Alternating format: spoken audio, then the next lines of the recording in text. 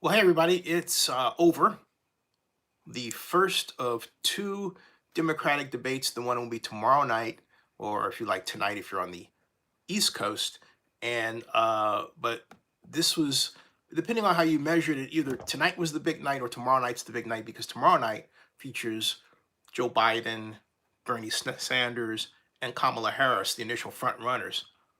But you know what? I tell you, I really have thought about this 6 ways, okay, 10 ways from sunrise, discussed it with my dear mom who's back, considered it, whirled it around, fought through my own opinions that were influenced by others who are New Yorkers. And I have to tell you, okay, there were two winners tonight: Senator Elizabeth Warren and New York Mayor Bill de Blasio. Hey, look, I know there are people who have their issues with de Blasio, but I believe I figured out what those issues are. And first of all, I think in figuring out in figuring out what um, what the problem was with the New York mayor. Okay, I think the best way to put it is that Bill came off as, to me, a little initially weak. Okay, and I don't mean tonight. I mean in terms of his New York mayor persona. He didn't seem like he didn't strike me as the tough guy, right? He didn't strike me as the quintessential business New Yorker. He struck me as more the soft liberal kind of guy. But this de Blasio, it's a different de Blasio to me.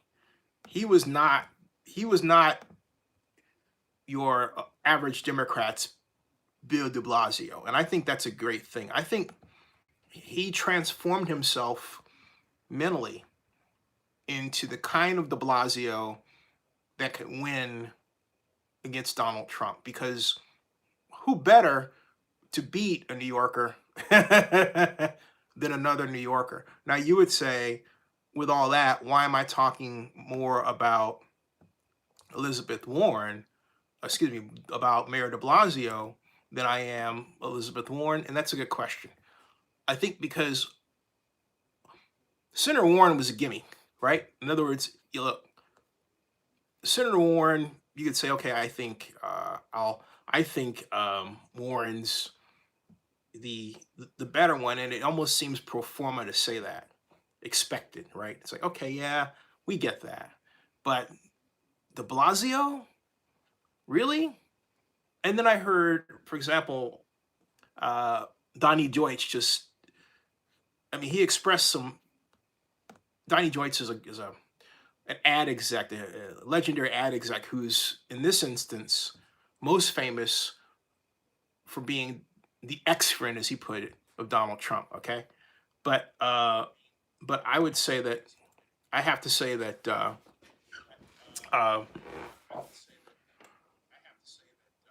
the one thing, and I'd love to. I've always wanted to meet Donnie Deutsch. I think I called his office once, but I got to take another stab at that. But I digress. The one thing that struck me about what Donnie Deutsch was talking about on MSNBC is how much his personal dislikes seem to seep through and cloud his judgment. Whereas I don't have that. I'm predisposed to like Donnie Deutsch. Uh, and I think Donnie's got it right when Donnie was talking about why he didn't see any of the candidates on stage be that candidate that could challenge Trump. He says, "You don't understand. I've done this for 30 years," talking about reading human nature. Donnie Deutsch is the real life Don Draper, if you like. All right. For those of you who know Mad Men, the movie, and the character that was played so brilliantly by the actor John Hamm, uh, who, by the way, is going to be doing another series for Amazon Prime on this one on the Carolina Panthers for the NFL Network. But I digress. Donnie Deutsch is the real life Don Draper. And when you have that person, what does that mean? It means that person has a fingertip feel for what it takes to, if you like, manipulate the public, okay? To get the public on your side, to vote for you, to think as you do about problems, to get you to want to buy that product, or in this case, them as the product, which just so happens to be President of the United States. That's what Donald Trump did. That's what Donnie Deutsch, reading the public that would do that, is expert at. And I have to 1,000,000% agree with him. As much, look, Donald Trump is a manifestation of our greatest fears about each other and about the future of America. It really is. You know, I mean, he is that writ large. And he is the greatest expression of the fact that you have some people in this country who feel, hey, that they're losing their share, who are white, and somebody else is getting it. But the reality is that there isn't enough money sloshing around this economy for everybody. It's at the top. And what's happened is that the money is up here, we're down here, we're getting divided. Our underemployment rate is at 34%, folks. That means 1 out of every 3 people is underemployed, making less money than they should be making, okay? So what I saw in all that, I saw de Blasio that was combative. All that was deliberate. Make no mistake about it, de Blasio came out swinging. There are people on Twitter who thought it was annoying. But hey, look, everybody thought Donald Trump was annoying, but it worked for him, okay? He was the person who, when you went out and said, hey, who won the Republican debates? Who dominated the conversation? It was Donald Trump. Well, de Blasio didn't really do that, but he certainly made a case for himself as someone to be reckoned with. All right? He became one of the topics, the main topics of conversation. He quite literally pushed Beto O'Rourke into a corner. And you know, someone had a cartoon on Twitter that every time Beto O'Rourke talked, it was like de Blasio was this circular punching machine, just punching him in the face. Like, choo, choo, choo, choo, choo. It was funnier to look at, you know, than to say. And it was true. I mean, it was almost like Young Frankenstein when the character would call for Frau Bruhar. Remember that? Frau Bruhar. Remember that? And it was the horse go in the background. That's how it seemed. It was like, wow. I got him spooked. It really seemed like he was trying to get Beto O'Rourke spooked. It's like, man, you can't say nothing. No, sit down. Sit down. You sit down. It was hilarious. My question is, what did you think? If you're willing to type something and participate. If not, I'll keep talking. This is going to be a short show because of the time. But what did we learn from tonight? I think what we learned was this. We learned that Elizabeth Warren is the top dog, and ultimately, unless de Blasio says something else that just sparks and sends his campaign into orbit, I don't, you know, I'm not going to say I don't see that happening after tonight. That could happen. But right now, until Joe Biden speaks, yeah, I have a lot of thoughts on Brooker. Hey, Joseph, how you doing? Until Joe Biden speaks, all right, it really is Warren's to lose. Hey, Joe Bensman, how you doing? Joe Bensman writes, the winners tonight for me were Castro and Booker, and the 2 candidates who did the most to get themselves in the race were de Blasio and Inslee. Warren was solid. XL Generation says Warren is all right, but she's kind of a watered down version of Bernie. I'm sticking with Bernie since he's all in with the New Deal. That's interesting. I mean, do you think, XL Generations, I'm curious to ask you this question. Do you think that the emergence of these other candidates, particularly um, Warren, weakens Bernie at all? Because you mentioned Warren as kind of a watered down version of Bernie. Okay. But women might look at Bernie's because in her, Bernie's a she, right? Because there are some people who think, hey, I want a woman, I don't want a white guy. I will tell you what I really bluntly think. I think that's racist, okay? And yeah, I did say that. And here's why. I don't believe in matching racism with racism. I really don't. And now that's far different from a backing of affirmative action. That's different. Affirmative action says, hey, you know what? We are absent or dramatically short in hiring, in this case, Black Americans, and we need to shore up that mistake. Okay, so we focus on getting African Americans and hiring them and making them partners with in our company who fit our agenda. Okay, that's different from saying I don't want a white guy. My read on that is this: if America says, you know what, of all the candidates, that person's the best and that person's white, stick with them. Okay? I mean, and here's the other reason I say that. Here's the other reason I say that. Because Barack Obama was elected with what I call the high school ethic. Now you would say, what do I mean? Barack, I said this then when he was running, and I'll say it now. Barack is like the guy that you knew in high school that was popular with everybody. And everyone said, you know what?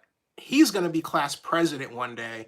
And then when he decided to run because everyone told him he should run, he won and the whole high school was happy. It was like the planets had aligned. And you know what I'm talking about. Throughout your life, at some point in school, I'll bet you there was that one person who was class president and you voted for him, and you either, maybe you didn't know him well, but you agree with everybody else that person should be class president.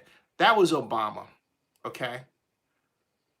So my point is, the formula by which he got elected, being an African American man, can be done again and again and again because you, I, and everybody else has someone and knows someone, male, female, white, black, Asian, Hispanic, who you would say, that person should be president of my high school. All it takes is the right mating of the person and the time. And for that person to be elected, okay? Maybe it's Elizabeth Warren. Because Elizabeth Warren, to me, seems to be building that kind of, little groundswell of the high school president sort of thing. That seems to be coming up. Anyway, let me get to your comments here. Joseph Binsman, I got that one. And he said, to me, it's amazing how progressive the conversation seemed tonight, the ideas compared to 4 years ago. Great observation.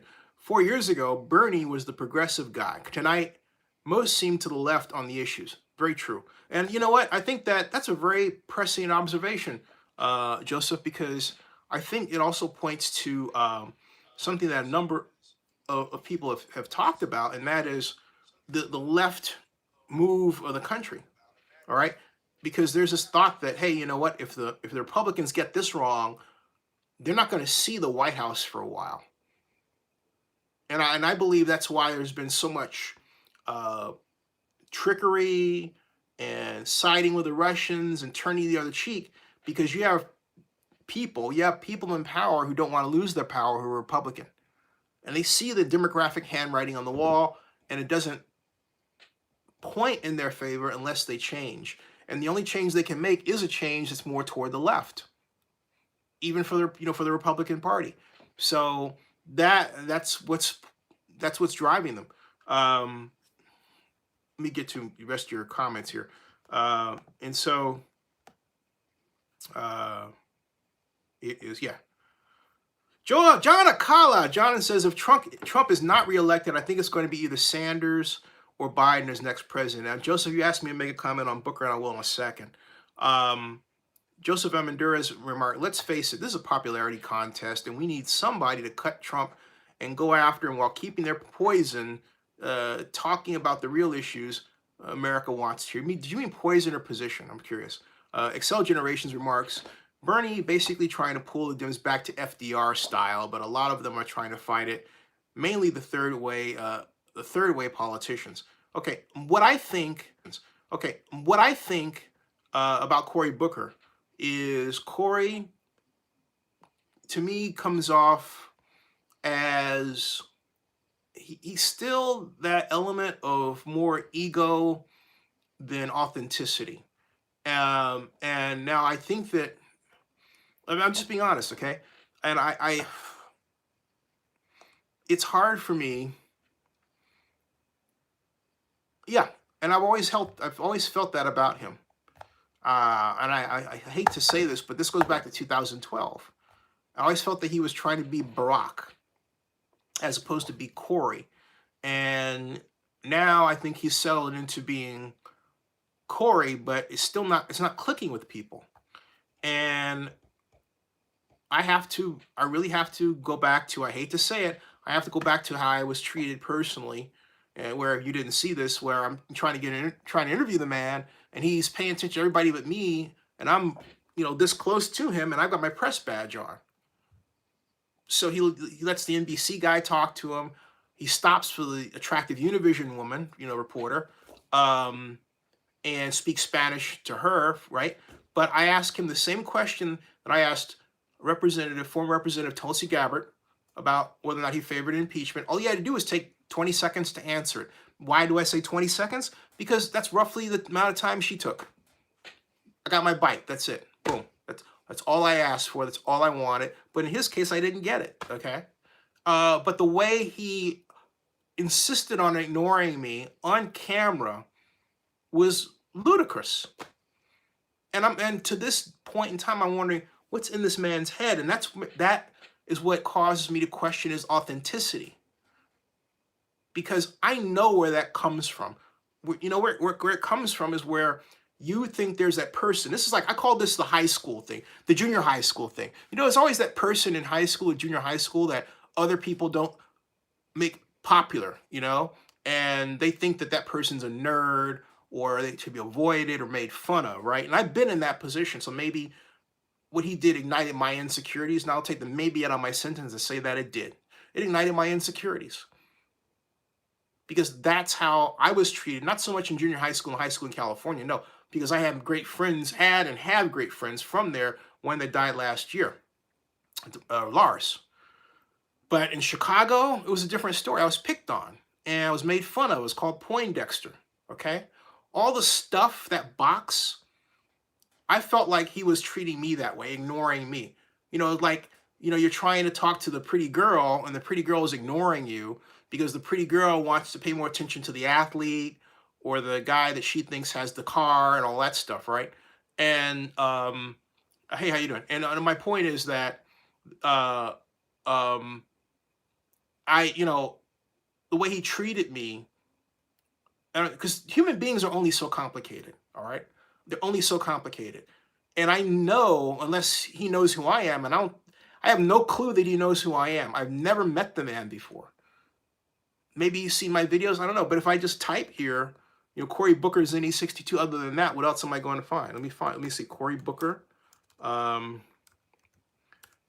Booker, Zennie 62, okay? So my point is that I don't have a, let's see here. I'll tell you what I've vlogged about him. This is 2013. It's Cory Booker Senate. Lindsay Lee's stripper tweets prove Booker's not gay, because the idea then was he was gay. All right. And then let's see, what else do I have here? That is pretty much it. I don't have. Well, no, wait a minute. I have something else. I have that. Then I've got Cory Booker on Twitter. Let me try YouTube. All right. This is a little screwy how. This is, okay, full senator, incredible speech. it's interesting. I type Cory Booker Zennie 62 YouTube, and I get ABC News, and I get other videos other than mine, which means this is way off. The only way I'm going to get the right reading is if I go to YouTube itself. So I'm going to go to YouTube. That's just really screwy the way they do this. All right, so let me put this in here and put that like there. All right, and okay, Cory Booker, still wild. They've got Cory Booker Zennie 62 YouTube. Let me take this off here. Get everybody but me. Young Turks. Yeah, here it is. NFL tax exempt status. This is what I wrote. I vlogged this. NFL tax exempt status challenged by Cory Booker, because he did that 4 years ago. Okay, and then behind that, this was 5 years ago. Cory Booker Senate Lindsay Lee stripper tweets prove. And I have a photograph of her and her little halter, and that's it. What else do I have? I have. Oh, they've got this so screwed up. Oh, Cory Booker interviewed the Democratic, party there. And Cory Booker was rude to this black male vlogger, right? And yeah, that's pretty much it. So, and then if I type Zennie 62, that's it. So I'm doing this extensive, for them, all things considered, quick search to see if there's anything that he may have read that was so outright offensive about him, right? That, hey, he's like, I don't want to talk to you. And frankly speaking, I didn't see anything that had gained enough views for me to think, okay, he saw that, right? There's nothing there. So I go back to that feeling that he just didn't feel like I belonged, and for whatever his fears were. So okay, so enough about my fears. Now, if I have to take out my if you will, stuff, right, that I've just expressed to you about that, and evaluate him as a candidate, I will say this. I felt that as a candidate, he was emotive. Oh, here's one. Okay. Cory Booker on Meet the Press. Newark mayor goes black crab barrel on President Obama. I did it. Okay, that was seen 2,600 times. Maybe that's it. It was 7 years ago. Okay, but my whole point is, he did go. What he did was he went. Okay, he did that. All right. Then there's the Litany thing. Then there's Cory Booker wins New Jersey Senate race. New Jersey's first black U.S. senator. That was my vlog about him. And then what else? Senate Democrats, top staffers, almost all white. GOP has a better record. And I also included Cory Booker in that, because Cory Booker's top staffers were all white, which gives you another clue as to, you asked me, right, how I was treated. So, this is, as they say, this is going more curiouser and curiouser as I look through this. Okay, interesting. All right, now, moving along and coming back to, and you would say, what's the black crab barrel problem? The black crab barrel problem is where someone, well, it's black, sees you as top dog. They don't like that you're up there because it makes them maybe deal with their own feelings of insecurity or whatever, and they do everything they can to discredit you from being up there, pull you down, not really be on your side, that sort of thing. And that's what I was accusing Cory Booker of doing. That was 7 years ago. It was 7 years ago. All right. So at any rate, there you go. All right. There's an answer to your question. Joseph Armendariz, he said he wrote this. You said you wrote the same thing after the Joseph Binsman comment that oh yeah. Okay, so basically that's my feeling about Cory Booker separated from my own experience, is that he really he did some things that seemed a little obviously opportunistic, like for example talking in Spanish right after Beto O'Rourke. And then there's this now semi-famous photograph of him. I have to find this because it's absolutely hilarious. It's on Twitter. I'm gonna type Booker Beto Spanish, okay? And it's this photograph where he's staring at him like this envy, like, and like, you have to see it. Here it is. This is it. This is the famous photograph, folks. You ready for this? You ready for this? This is the famous photograph. Boom. Beto is waxing on in Spanish, and this pair is looking like, oh my god, oh my god, and then he's like, and then somebody on Twitter said, Beto O'Rourke. Someone on Twitter wrote, Cory Booker. Someone on Twitter wrote, Beto O'Rourke is speaking Spanish, and then they said, Booker, hold my beer. Because shortly thereafter, he blasted out with his own Spanish. Hey, don't you like this new, brighter look on my, I think courtesy of my iPhone, Apple iPhone XS? I think this is so cool. I can finally make great selfie live stream videos. Okay, so let me get back to your comments because they're about to come in hot and heavy. Joseph 32 Assassin says, I kind of liked Inslee. I like Inslee too. I think, however, my issue with how he approaches this whole matter of climate change is, to me, and I'd love to talk to the governor about this.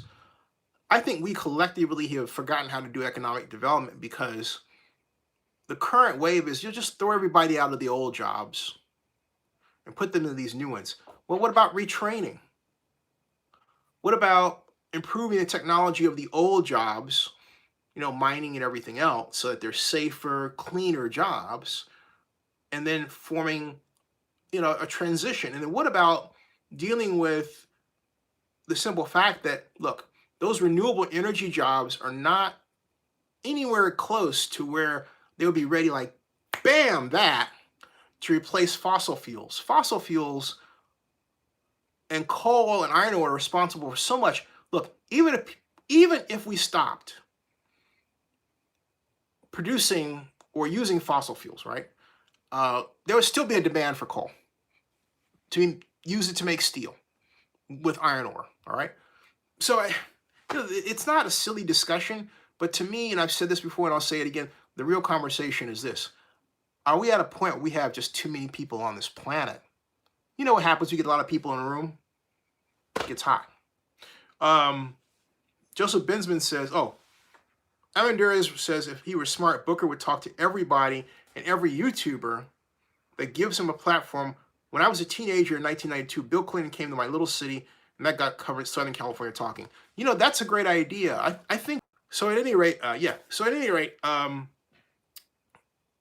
so that would be my thought with politicians, is that they are really, in terms of media, stuck in the 20th century and don't understand how to employ 21st century media to achieve their objectives. President Obama was the exception to the rule. Going all the way back to when he first ran with BarackObama.com, which I still say is the greatest. It launched the era of social media in politics. No question about it. But since then, it's been a lot of people doing things traditionally, putting out press releases that never get posted, having press conferences that maybe only a handful of media attend, and then having the press conference and you can live stream it as the candidate or the aide to the candidate, and you never do. Stuff like that, okay? That's just absolutely ridiculous. So the whole politics needs to be dragged into the 21st century from media perspective. I think that idea is a good one. Joseph Bensman says, one thing that one of the commenters on MSNBC noted tonight that I agree with was that it seemed only one went after Trump tonight. Granted, it's the first debate, but still someone's has to beat Trump. Well, here's the thing. I personally think that they got to show some fight. And it's one thing you got to go after Trump, but You have to show that you're the standard bearer for the party. This is, in a lot of ways, like Godzilla, King of the Monsters, but we're trying to figure out who Godzilla is, okay? And the only way to figure out who Godzilla is, as Dr. Sarazawa would say, to let them fight. And that's what we're doing. That's what we're doing. So we know that we got Godzilla here. We're trying to figure out who Godzilla is, looking for him. We know King Kong is in the White House. So what we're trying to do is we're trying to set up Godzilla versus King Kong. The Democratic Party is trying to find King Kong. That's what's going on. Hey, folks, I'm going to close early because of my sleep. I'm trying to clear my sleep irregularities, but I want to close with a bit of a preview for something that you probably didn't see from this perspective, or if you did, or you don't remember it, and you'll be reminded, okay? Or you never saw it at all. And it's this.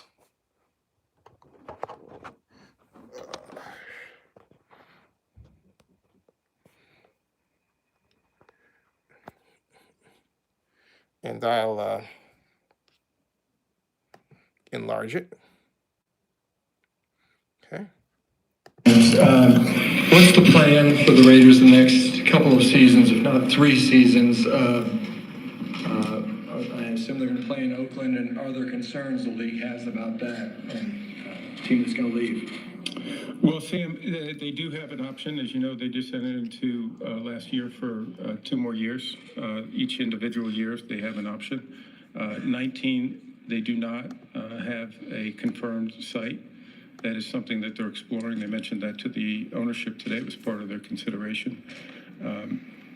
But yes, we do.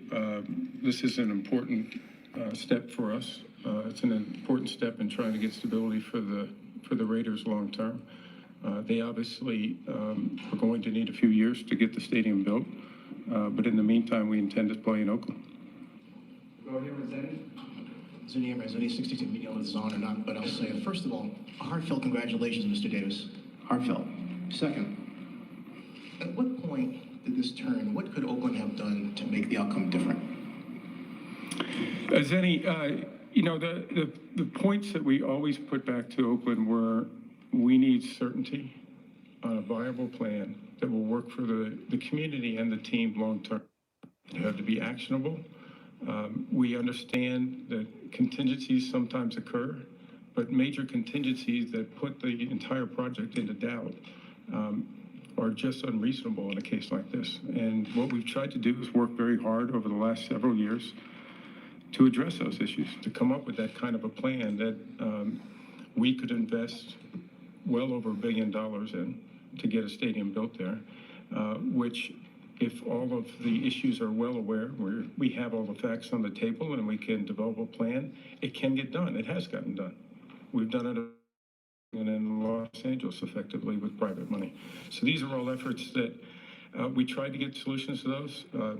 Art Rooney mentioned, they have commitments to the A's. That is a complicating factor in this because you don't have the certainty of when the A's are going to be leaving the site, where they're going to be able to build on the site, what the development is going to occur on the site. And all of those are important decisions when you're investing that kind of money. 2 more. Question really for Mark. All right, so keep that in mind, folks.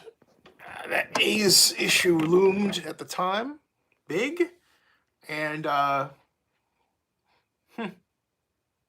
makes you wonder if what could have been if the mayor had said to the A's, you're going to Howard Terminal and you're not going to hold us hostage, and we're going to make that work out, and we're going to give the Coliseum land to the A's. Instead, she left them in limbo, left the Raiders confused. The Raiders were being dishonest with the city of Oakland regarding their Las Vegas intentions, and we got what we got. Good night, everybody. I'll see you, and thanks for tuning in. And tomorrow night, I'm going to bring up a little bit more stuff, research there.